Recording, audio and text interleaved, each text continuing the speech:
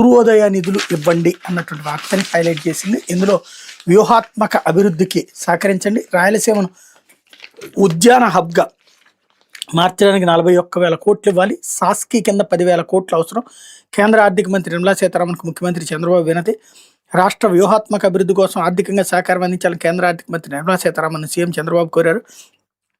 ఢిల్లీ పర్యటనకు వచ్చిన ఆయన శుక్రవారం ఉదయం నుంచి సాయంత్రం వరకు కేంద్ర జలశక్తి శాఖ మంత్రి సిఆర్ పాటిల్, ఆర్థిక మంత్రి నిర్మలా సీతారామన్, నౌకాయాన శాఖ మంత్రి సర్బానంద్ సోనోవాల్, పట్టణాభివృద్ధి విద్యుత్ శాఖల మంత్రి మనోహర్ లాల్ ఖట్టర్, పెట్రోలియం మంత్రి హర్దీప్ సింగ్ పూరితో సమావేశమయ్యారు.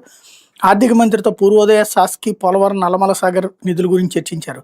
గ్రామీణ ప్రాంతాలకు రహదారి అనుసంధానం, సాగునీటి వ్యవస్థ ఆధునీకరణ, మౌలిక వసతుల అభివృద్ధి, పారిశ్రామిక కారిడార్ల విస్తరణ, ఆహార శుద్ధి క్లస్టర్ల ఏర్పాటు, విద్యా వైద్య సౌకర్యాల కల్పన కోసం పూర్వోదయ నిధులు అత్యవసరం. ఈ పథకం కింద ఆంధ్రప్రదేశ్కి పెద్ద ఎత్తున నిధులు కేటాయించాలి.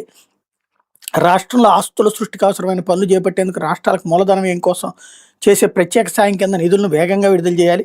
రాష్ట్రం తీవ్రమైన ఆర్థిక ఒత్తిడిని ఎదుర్కొంటుంది. రాష్ట్రంలో రహదారులు, ఎంఎస్ఎంఈ పార్కులు, సాగునీటి ప్రాజెక్టు పనులు, గృహ నిర్మాణం, వైద్యపరమైన మౌలిక వసతుల కల్పనకి నిధులు చాలా అవసరం. అందువల్ల సాస్కి కింద ఈ ఆర్థిక సంవత్సరంలో 10,054 కోట్లు ఇవ్వాలి. రాయలసీమను ఉద్యాన హబ్గా మార్చేందుకు వచ్చే బడ్జెట్లో ప్రత్యేక ప్యాకేజీ కేటాయించాలి.